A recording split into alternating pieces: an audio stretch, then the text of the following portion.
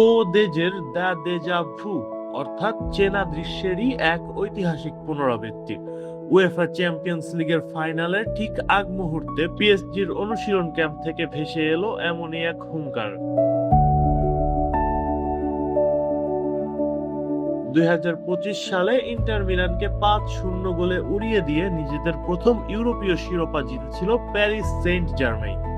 আজ 30 মে বুদাপেস্টের পুস্কাস অ্যারেনায় আর্সেনালের মুখোমুখি হওয়ার আগে ফুটবলারদের শরীরী ভাষায় স্পষ্ট সেই চেনা আত্মবিশ্বাস।